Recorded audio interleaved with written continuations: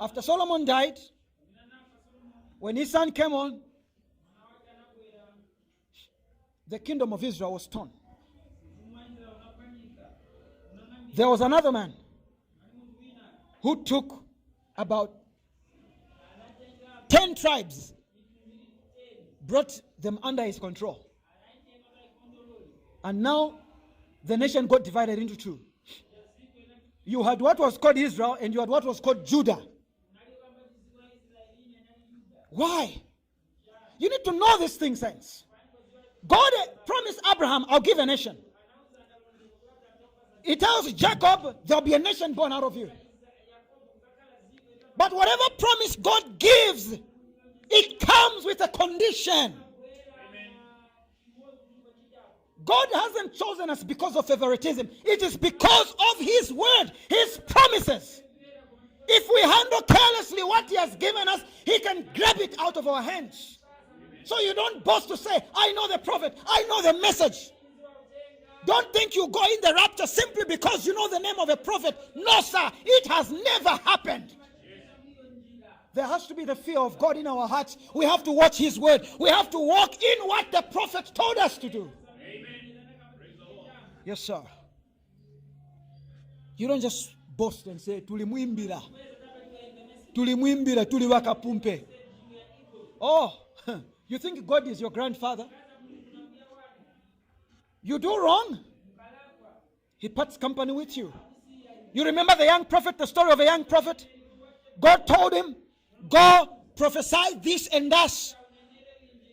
Well, he went and he prophesied. Did his word come to pass? Yes, it did. But God told him something else. After you do your work, don't keep up in any house to feast with any man. And wow, he went there, he gave a prophecy, and there was a sign given, and word went around. A prophet came, and everyone was afraid.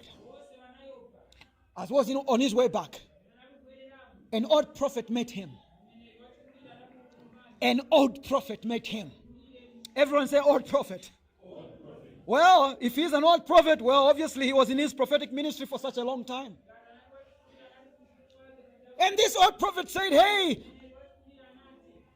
I've heard about what you've done. The Lord is with you. Please come in my house, let us feast together. And the young prophet says, well, the Lord forbade me to do that. I have to be on my way going. He says, oh, yes, but I'm also a prophet. The Lord also has spoken to me. I'm not like a heathen like the people you came to prophesy about. Me, I also stand on the word. We are brothers. He says, oh, okay. He went in. As they were eating and dining, this Spirit of God came on the other man. He said, oh, you've disobeyed God. And oh, the young man realized, really, I've disobeyed God. Quickly, in haste, he wanted to go. But he was killed. He was killed by a lion. Oh. You think God needed to understand? This young prophet was so obedient. He was a man of God. God has no familiarity. God, like Brother Nye says, God is not a familiar spirit.